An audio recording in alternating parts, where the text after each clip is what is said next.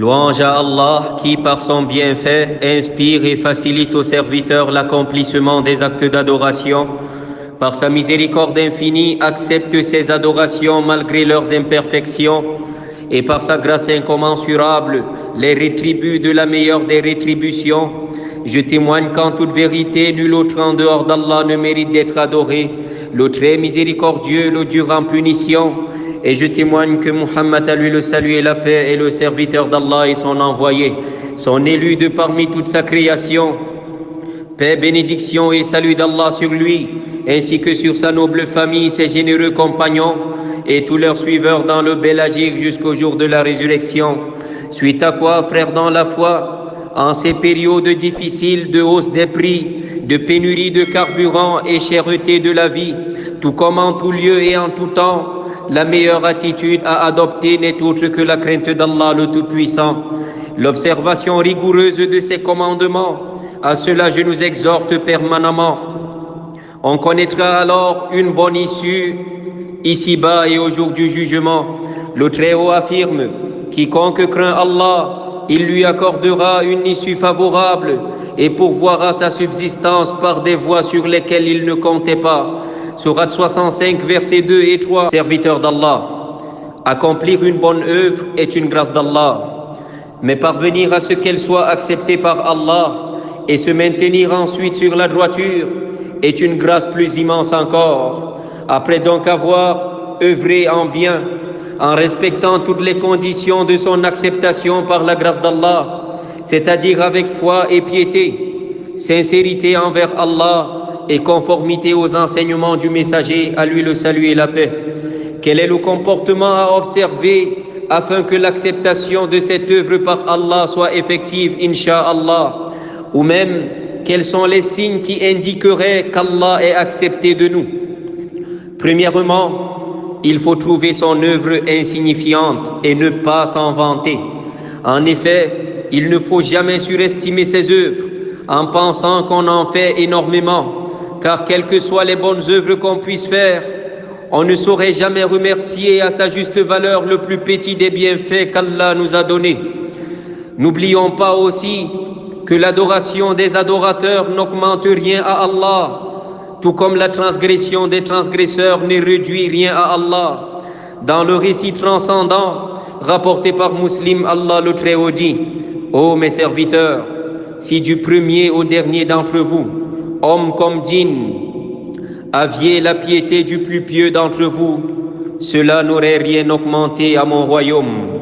Ô mes serviteurs, si du premier au dernier d'entre vous, hommes comme djinns, aviez la perversité du plus pervers d'entre vous, cela n'aurait rien réduit à mon royaume.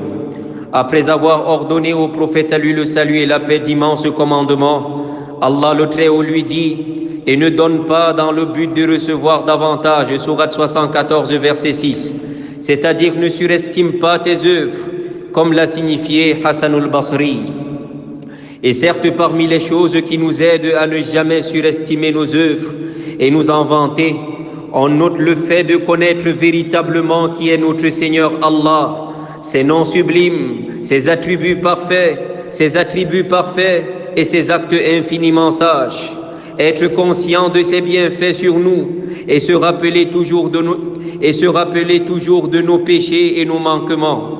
Ne surestimons donc jamais nos œuvres si on espère d'Allah qu'elles soient acceptées. Deuxièmement, il faut avoir la crainte que notre œuvre soit rejetée. Nos pieux prédécesseurs accordaient plus d'importance à l'acceptation de leurs œuvres par Allah qu'à l'accomplissement de celles-ci. C'est pourquoi ils étaient remplis d'effroi, par crainte qu'elles soient rejetées. Allah le Très-Haut dit d'eux: ceux qui donnent ce qu'ils donnent, tandis que leurs cœurs sont remplis de crainte à la pensée qu'ils doivent retourner à leur Seigneur. Sourate 23, verset 60.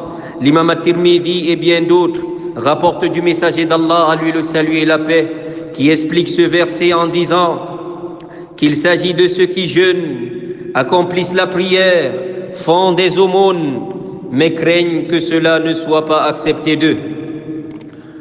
Ali ibn Abi Talib, qu'Allah soit satisfait de lui, disait: accorder plus d'importance à l'acceptation de l'œuvre qu'à son accomplissement.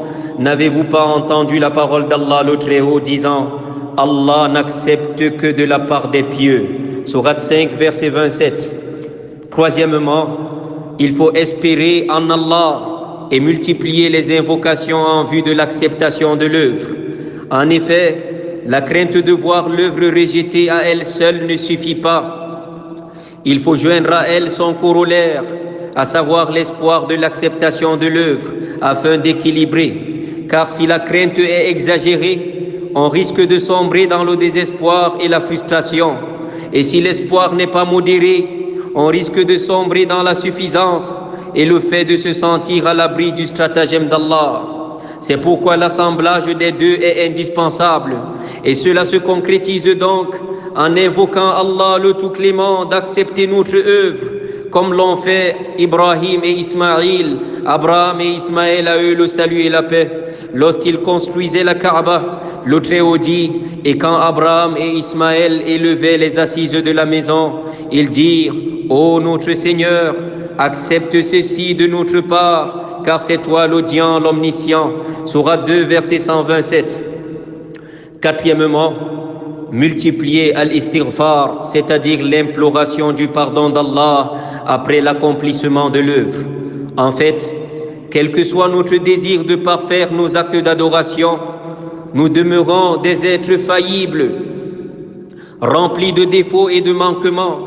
Par conséquent, nos actes sont aussi remplis d'erreurs, de défauts et de manquements.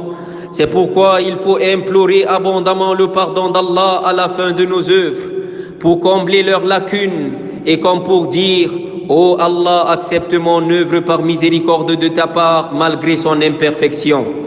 À la fin du pèlerinage, Allah le Très-Haut dit « Ensuite, déferlez par là où les gens déferlent et demandez pardon à Allah, car Allah est pardonneur et miséricordieux. » Sourate 2, verset 199. On note aussi dans ce registre de l'imploration du pardon d'Allah, on note aussi dans ce registre l'imploration du pardon d'Allah à 3 reprises à la fin de chaque prière en disant Astaghfirullah, Astaghfirullah, Astaghfirullah. Dans cette même lancée, Allah a ordonné à son prophète Muhammad, à lui le salut et la paix, de clôturer sa vie remplie d'adoration et d'efforts sur son sentier par l'istighfar, l'imploration abondante du pardon d'Allah. Le Très-Haut dit, lorsque vient le secours d'Allah ainsi que la victoire, et que tu vois les gens entrer en foule dans la religion d'Allah, alors par la louange, célèbre la gloire de ton Seigneur et implore son pardon, car c'est lui le grand accueillant au repentir. Sourate 110. Depuis la révélation de ce chapitre du noble Coran, indiquant la fin imminente de sa mission et sa vie sur terre, le messager d'Allah, à lui le salut et la paix, n'a cessé de dire dans ses génuflexions et ses prosternations Subhanakallahumma Rabbana wa bihamdika Allahumma ghfirli. Gloire et louange à toi, ô Allah. Gloire et louange à toi, ô Allah, notre Seigneur. J'implore ton pardon. À la fin d'un acte d'adoration, il faut donc multiplier l'imploration du pardon d'Allah. Cinquièmement et enfin, il faut faire suivre sa bonne œuvre par d'autres bonnes œuvres. Mes frères dans la foi, la bonne œuvre est semblable à un arbre dont la racine est ferme. Elle a besoin d'être entretenue et arrosée, afin que sa ramure s'élance dans le ciel et qu'elle donne à tout instant ses fruits par la grâce d'Allah. La bonne œuvre pieusement accomplie ne peut qu'appeler une autre bonne œuvre. Par contre, faire volte-face après une bonne œuvre est un très mauvais signe. Allah certes regarde le cœur de son serviteur, et lorsqu'il y trouve de la sincérité, il lui facilite de faire suivre une bonne œuvre par une autre. Accordons, chers frères, une importance particulière à l'acceptation de nos œuvres, à l'acceptation de nos œuvres par Allah. Ainsi nous deviendrons par sa grâce des personnes meilleures après nos pèlerinages, nos prières, nos jeûnes et nos aumônes. Bref, toutes nos adorations nous conduiront sur le chemin de l'amélioration continue et de la quête permanente de la perfection jusqu'à ce que nous quittions cette terre, alors qu'Allah est satisfait de nous. Ne détruisons pas nous-mêmes nos œuvres en renouant avec le péché après s'être pourtant repenti, et ne les mettons pas dans un sac troué, de sorte qu'au jour de la résurrection, on se trouve parmi ceux qui ont tellement œuvré, mais finissent ruinés à cause de leurs innombrables injustices, qu'Allah nous en préserve. Ne changeons donc pas en mauvaise personne après notre pèlerinage, après nos prières, après nos jeûnes. Cela est un mauvais signe. Qu'Allah accepte de nous, qu'Allah nous pardonne et qu'Allah nous en préserve. Ô notre Seigneur, accepte de nous, tu es certes l'audient, l'omniscient. Ô notre Seigneur, accueille de nous le repentir, tu es certes l'accueillant au repentir, le très miséricordieux.